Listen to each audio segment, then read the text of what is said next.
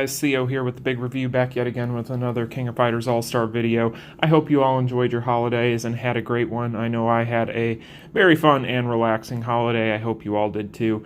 If you all had a great holiday, let me know down in the comments. Tell me what you got. Hopefully you got something good. But today we are going to go ahead and wrap up the buff portion of the last update and talk about Terry Bogard here.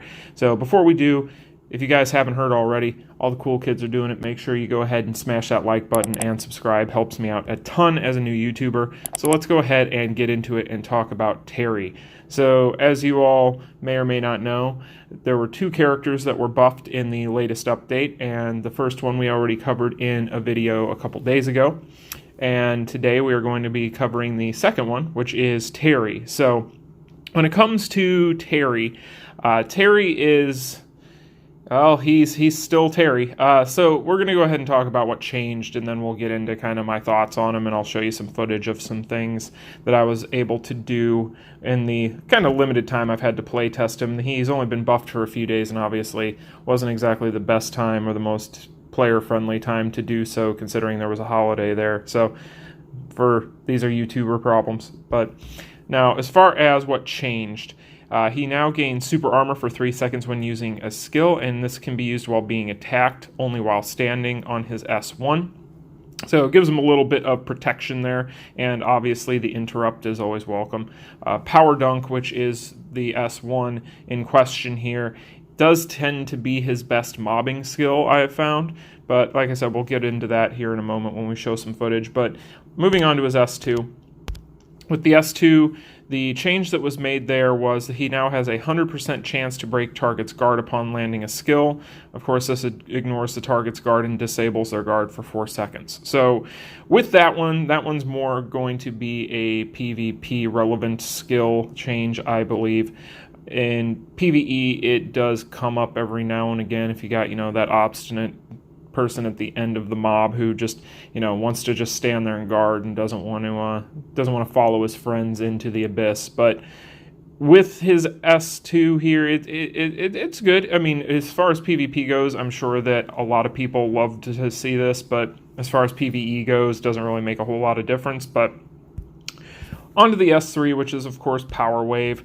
This is going to now increase his power charge rate by 15% for 7 seconds upon landing a skill, and can be used while being attacked. So this is probably the most relevant PvE change. The power charge rate increase by 15% for 7 seconds is definitely good, definitely nice. Definitely means that he can get his finishers off fairly quickly, which is welcome considering the fact that he doesn't have a whole lot else going on in his kit for PvE, not gonna lie. So those are going to be his buffs, not anything as deep as what Kyo got. Obviously, he doesn't have any core changes or anything like that the Kyo was given, but yeah, those are going to be the changes that were made to Terry. So let's go ahead and jump into some of the footage, and we'll talk about his PvE relevance and whether or not anything has changed in that regard in the past couple of days since these changes. So I feel like I should give you guys a disclaimer before we even jump into this. I like Terry a ton. He's one of my favorite characters in general. As I have mentioned numerous times on this channel, I am a huge Fatal Fury fan. I grew up on Fatal Fury. I grew up, therefore, with Terry Bogard. He's always been my favorite kind of protagonist associated with the series, if we're talking, the Kyos of the world and so on and so forth. Your main character, your main core characters, he's always been the top of the list for me, but unfortunately, I have to be the one to steer you guys in the right direction, bring you the correct information, and unfortunately, after playing around with him a ton, specifically a lot more than I did with Kyo, admittedly, when I was doing the Ness Kyo roundup, but when it comes to this Terry, I don't see what the point is. I'm not going to lie.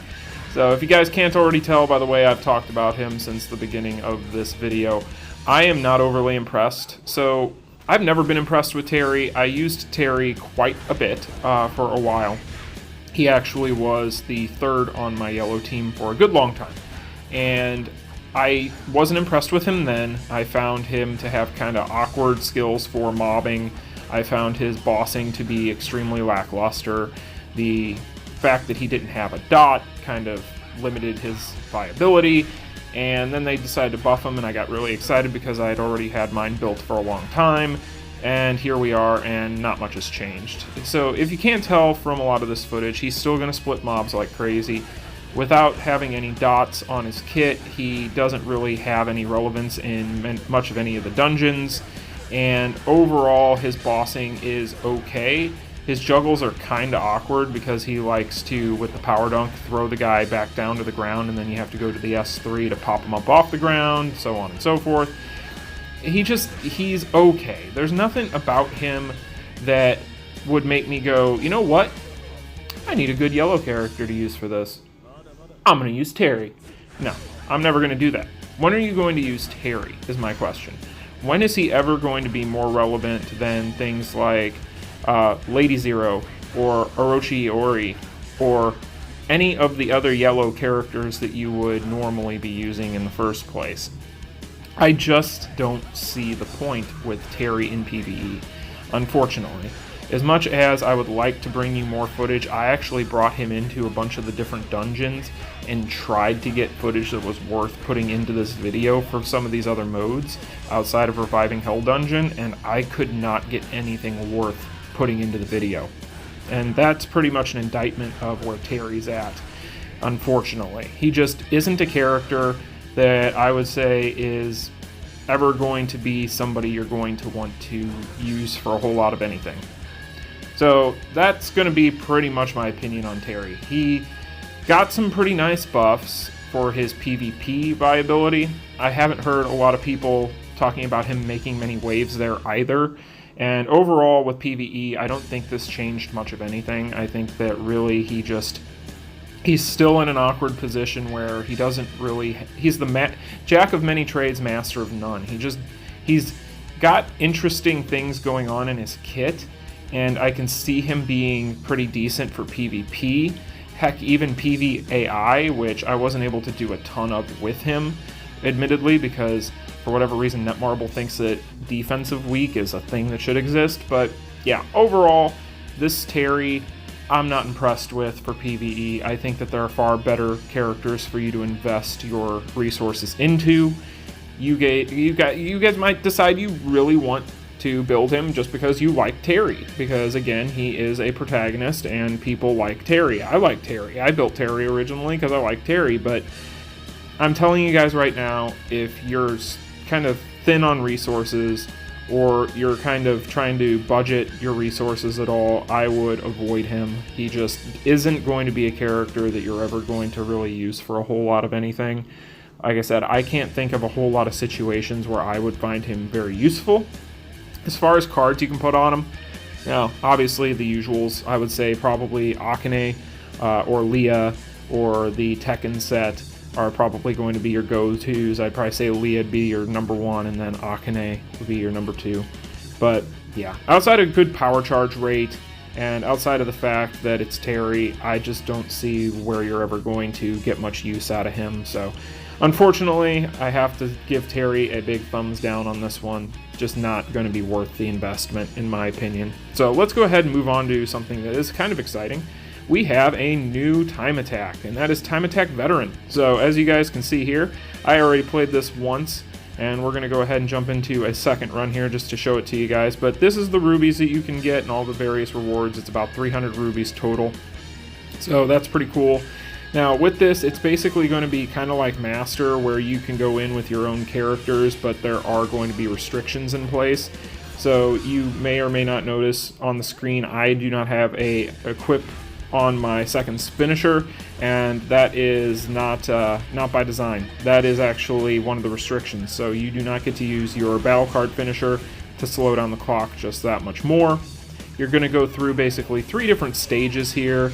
And they're going to be, I would say for people who are beginner and intermediate, this is going to be very difficult and you're not going to be able to do much with it.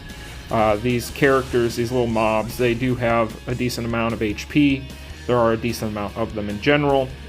The bosses, as you can see, are going to have 25 health bars, which kind of get disintegrated by my Eileene here, but that is not going to be the case for a lot of new players, I get the feeling. So definitely going to be tougher for you guys to take advantage of these rubies on days it's available, unfortunately.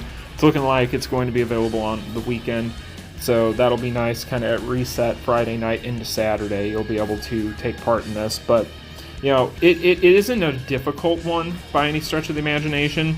I'm pretty sure that I could probably hit the 120 if I really sit down and kind of learn the habits of these different mobs and these bosses. Of course, this was only my second run, and the first one went really well in general for a first run for a time attack, so I don't get the feeling this is going to be very tough. You'll basically just want to bring in whatever characters it allows, because it does restrict you to certain characters. You can't use your entire roster for this, so it is kind of similar to a normal time attack in that manner. That's why I don't have some of my other characters in here, and I'm bringing like Eileene, who I would normally not be bringing. She's really just there for the leadership skill for this week, but you know, it's nice to see this. It's welcome. It's more rubies, so that's always nice. We had known that this was coming, and we had talked about it a little while ago when they had released the patch notes to let us know what to expect. But the cool thing about this one, or maybe the annoying thing depending on the person you're talking to, is this last stage here, you don't have mobs, you just have two bosses. Not just one, you have two. You'll see Ignis there, he's the main, but then you also have Zero over there. So you have Original Zero, you have Ignis, and you got to take them both down before it's going to stop the clock. So with that, obviously you'll want to try and group them up into a corner and then just wail on them, kind of like I'm doing here, and you'll end up being able to take them out. So I'm pretty sure that I can get the under 120, which is the highest threshold you need to hit to get all the rewards.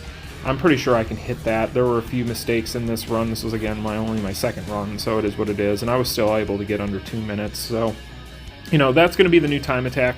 It's fun, but again, not going to be new player friendly whatsoever. But let me know in the comments how you guys are doing with this guy. But let's move on and talk about the last topic, which Immortal Typhoon. I'm getting closer, but still not close enough. So actually, big kudos to someone on Reddit who had posted a comment and told me to go ahead and switch up a few things with my second team, which I kind of figured was the problem to begin with based on damage output. And so we decided to go ahead and put Halloween, Kula, and Ignis in there, along with Nameless as the leader for the Nests buffs. So you'll be able to see here I do fairly better than the last run that I put in the Kyo buff review video. And I figured I might as well just put this in there here as an update. Obviously, with the holiday the past couple of days, I haven't been able to play a ton of the game. So I wasn't able to sit down and do multiple runs on this with this, but I was able to do measurably better the first try than I did with the last time I played it. So we're getting closer. I think that I can probably get to 300 million DPS on him. After that, I think it's probably going to be a little bit questionable. I think that I probably just need like a Hotaru or maybe even a Bogard in order to get further in this, and I'm not probably going to be going for either of those. I don't believe in going for characters for like one or two specific modes. It's just, to me, it's not worth your investment with rubies to do that kind of stuff. You can if you want to, if you're one of those people that does very well saving. You know, you may decide at points that it's worth the investment because you're almost losing the rubies that you can't get because you don't have the character. So they almost pay for themselves in a way, if you really want to think about it and break it down in those terms. But for me, with the boss syndrome stuff, my advice to all of you is still hold on to everything you've got, at least until Monday night, or Monday morning, actually. It'll be Monday morning for me, and maybe Monday night for you guys. But Monday, at some point, whenever we get the information on the boss syndrome characters, then decide what you want to do with Bogard, or maybe even with Goro when he's dropping. So, because he should be getting added right after the Bogard timer runs out for her rate up. So that's pretty much kind of what I wanted to bring you guys today. Not a whole lot, but there are a couple of cool little things there. You know, I really wanted to go ahead and wrap up the previous update by talking about Terry a little bit in depth, and I know a lot of people really like Terry. If you guys haven't noticed, I am working on kind of changing around formats with videos and things of that nature, so hopefully you guys are enjoying that. Subtle changes here and there, but as we go further into the month of December and get closer to January 1st. I've decided that I want to have a couple of things tightened up as far as the editing side of things, the format of the videos. Kind of want to keep things to a shorter time frame, runtime if you will, when it comes to these videos. I hate having to post 25, 30-minute long videos. I don't even know if you guys enjoy watching 25, 30-minute long videos. I'd prefer to keep them to around 15 to 20 minutes at tops, so that's what we're going to be aiming for going forward. Maybe specifically tough with things like the big review, but you know, speaking of, that's coming tomorrow and I got to get to work. So if you guys haven't already done so, like, share, subscribe. I appreciate all of you. Hope you had a great holiday. I'll talk to you later. Peace. Continue.